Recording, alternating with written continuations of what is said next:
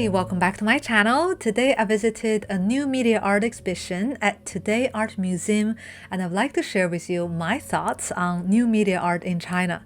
A friend of mine sent me an article on this new media art solo exhibition by artist Zheng. As a film school graduate, I feel much closer to new media art than any other traditional media, so immediately I was excited and I wanted to go.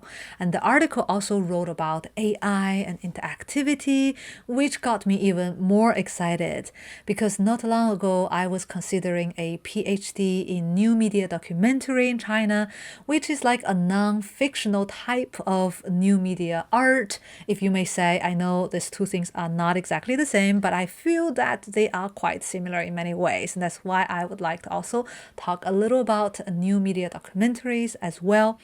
And let's go back to this solo exhibition. This exhibition is titled Unknown Unknowns. Its a term refers to unexpected conditions which pose a greater risk because they cannot be anticipated based on past experience. And this exhibition occupies the second, third, and fourth floors, so 3 floors of the main building. You can see this large installation at the entrance called the Unfettered Language of Machine. Very spectacular. You can play 2 hands on the handle and have your heartbeats displayed simultaneously on this cubic. On the right hand side, you can see the visualization of your own heartbeats and the machines. Let's assume for 1 second that the machine has a heart as well. Although reading your cardiac activities is something almost every smartwatch could do, this installation is still very striking. The light is mainly blue, cold, and futuristic. Sometimes it flashes red and white and a lot of different things. When no one is touching, the machine seemed to have like a life of its own, screaming for attention. I read that artist Zheng invited a punk band from his hometown Wuhan to record sound as basis for this work. There are 5 new media artworks in this solo exhibition, and I was hoping to see 4 other works similar to this one. And the second installation is a random spinning fan with like a rope called function of predator machine. As you can see, it looks like a device that drives away flies in a restaurant. I don't know if you know anything like this, but it's quite common in China. And this installation was not interactive, and the next one neither. So I was wondering why, like what was wrong. So I went back to join the guided tour, hoping to find some clues. And the staff explained that the spinning wheel was originally meant to be interactive, but this version of it was not. The next installation, the robotic arm uploader, was originally designed to synchronize with another antenna placed outside that captures meteorological data. But due to the pandemic, the external device or the exterior unit was stuck in Germany due to the logistic issues, and the artist had to make the arm the way it is without updated data. According to the article, the artist uses exhibition as an opportunity to discuss the future after the pandemic. It's understandable that, of course, the artist could not display his work in the intended way due to the pandemic. But personally, I believe there must be a better way. For example, the artist could use data sourced elsewhere, like the statistics from the spread of COVID-19 or any other things more relevant to the current affairs. This way, this installation would be more relevant and would be more intriguing, if you may say.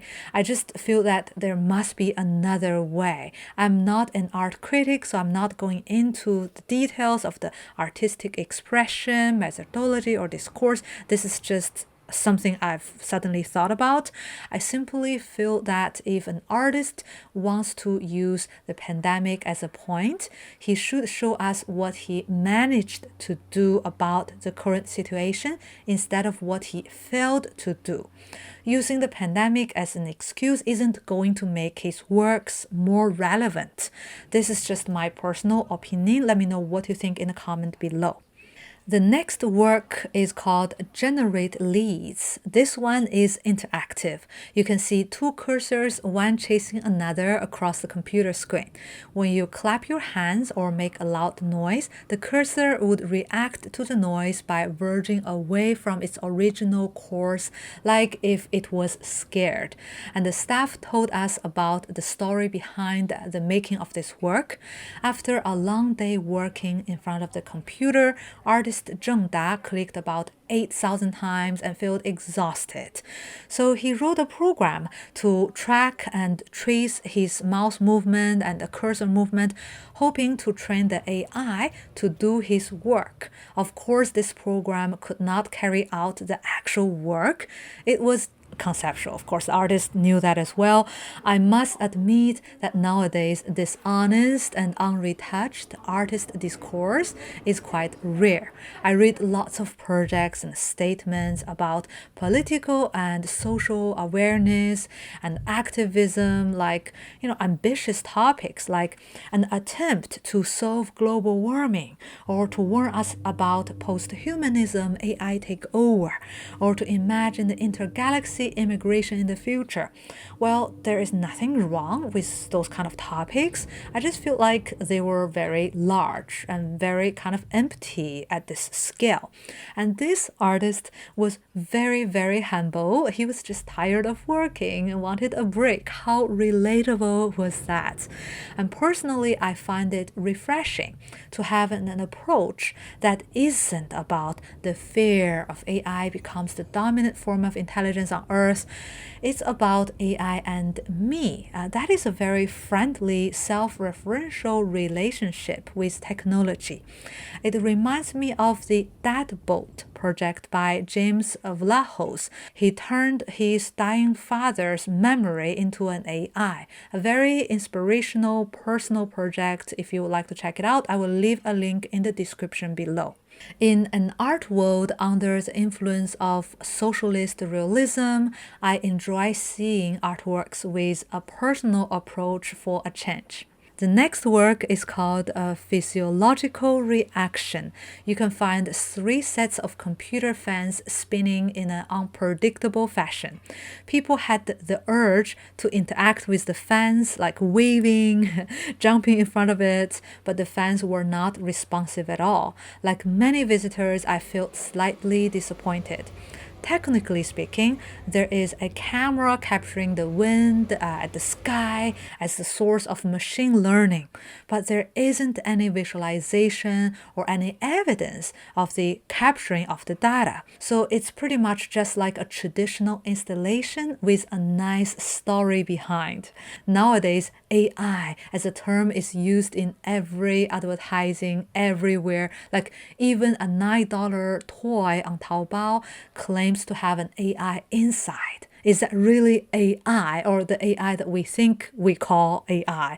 Seeing is believing, and that is why I'd like to see the whole process documented on camera and to have it displayed next to this installation. So here are the 5 works by artist Zheng plus 1 screen showing the making of another work from a past exhibition at Today Art Museum, not the current one. If they could put the making of video of the current exhibition, I would be happier. Going upstairs, you can find the museum's permanent collection, which had practically nothing to do with the new media part.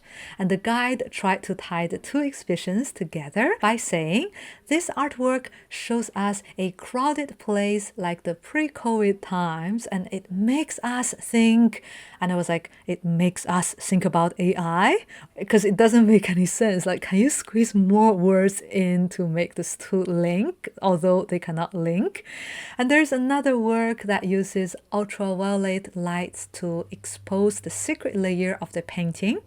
Luckily, she did not say you can expose the work like a virologist or something like this. Thank goodness. I would totally explode otherwise. Don't get me wrong, I enjoyed the permanent collection very much, but I did not find the necessity to justify the things that could not be justified. New Media Art Exhibition on the 2nd floor is a standalone exhibition. permanent collection on the third and fourth floor had nothing to do with the former. I just don't understand the curatorial strategy behind it. If you were the curator, what would you do? Also, let me know in the comment below. Hey, I'm having some quick dinner, dumplings for dinner in the shopping mall. They are shutting down, so I have to be very brave. I would like to share with you my findings while I was doing my research on my PhD topic, interactive and immersive new media documentaries in China. I wanted to know if there were any. Actually, my finding was that there was none. There was no interactive new media documentaries in China. I went to the National Library, I went to different museums, I went to consult professional filmmakers in China and outside of China, trying to learn if my finding was accurate, because my finding was like quite outrageous, right? Like nada. And it doesn't make any sense, because I knew the market was there, the audience was ready to interact with the works. As you can see in the Today Art Museum, people were like shouting, screaming, and waving at the installations, trying to get a response. Everything was ready. The technology is there. It's one of the cheapest places to buy new tech made in China. And why Chinese filmmakers did not make any new media documentaries during this whole time? And I couldn't get any concrete answers. At least I was like feeling like I was beating around the bush. And I was one day sitting in my chair thinking, if I were a Chinese filmmaker, I would totally make one. And it was like an aha moment, because I was like, I can totally simulate the process of a Chinese filmmaker making an interactive new media documentary. What kind of challenges and difficulties would this artist face? And I think what this person would face is very similar to a new media artist as well. So I think it's very relevant for this video, and that's why I would like to talk about my findings. So here we go. I simulated the process as a filmmaker.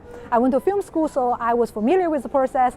I went to fake pitch my idea to a fake angel investor. I went to window shop my material, like Insta360, this kind of 360 cameras. And then I went to download some softwares to edit those kind of interactive documentaries.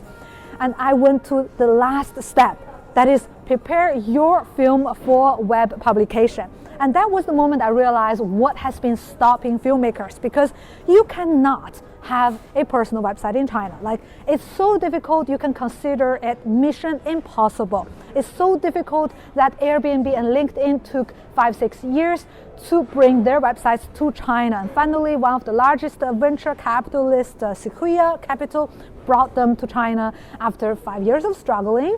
So you can imagine how difficult it is. As a company, as a film studio, you have to invest hundreds of thousands of dollars, if not millions, to make it happen. And I guess they didn't think it is worth it. So as a filmmaker, if you cannot publish on the website, you can only do it through a social media or through an app, which are not ideal options. Or you can choose to display your documentaries in a museum environment, which is the topic of today, right? Like showing your new media art in a museum. And that was something I want to continue talking about. Because it is so difficult to have a running website in China, museums and galleries would be the only few options available to show your new media art as an artist in China. And that is like the art world in the West 30 years ago without the internet. And here comes some problems. Problem number 1, museums treat new media art like Hollywood treats visible minorities. Maybe this is not a good example, but bear with me for 1 second. Maybe you have heard of this casting system in Hollywood to represent people of color. Casting directors would make sure there is a Black, an Asian, that's me, a Latino, often as supporting roles just to be politically correct. Perhaps I haven't gone to the right exhibitions at the right places at the right time. In the exhibitions I have visited in China, new media art was displayed as an element of exhibition, not the core, but mainly as a supporting role, like a cherry on a cake. Like this solo exhibition is called a solo exhibition, okay, but the new media part is on one floor and is accompanied by 36 contemporary artists on two other floors. And this attitude isn't necessarily ideological. It has lots of other reasons behind, such as financial reasons. New media art is expensive to showcase and difficult to maintain. It's also a very small niche, hard to justify as a museum curator to have a large new media collection. Problem number 2, the art market isn't going well in China at the moment. I asked around many artist friends, like, have you visited a 100% new media art exhibition in China? What is it? And I was told several times the 2017 Team Lab solo exhibition at Pace Gallery in 798. Team Lab is a new media group from Japan, and Pace Gallery is one of the world leading art galleries. And Pace Gallery Beijing was one of the largest space in 798, was very glamorous and very, very famous. It opened in 2008 and closed in 2019. It was not the only art space that closed in or outside of 798 art district. It was a combination of different factors that made lots of galleries close. One of the reasons being the business overhead costs, another one being high taxation on artworks, lots of different things combined. And I think new media art got a bad timing. When the art market was good, it was very expensive and difficult to produce new media art. When it was cheap to produce new media art, the Chinese art market tumbled to a 10-year low in 2019. The annual report for 2020 hasn't come out yet, but I guess it was not going to be any better than 2019. It was a difficult time for everyone, and especially for Chinese new media artists or new media artists in China, who could not showcase their works on their own website, who could not have the support of museum or galleries. Plus, new media art has a anti-commercial route, that is another complicity. If you were a new media artist in China, what would you do? I'm very curious to hear your answers. Let me know in the comment below. Alright, that is a very long video. Thank you very much for putting up with me for this long video. And that's all for today. See you in the next video.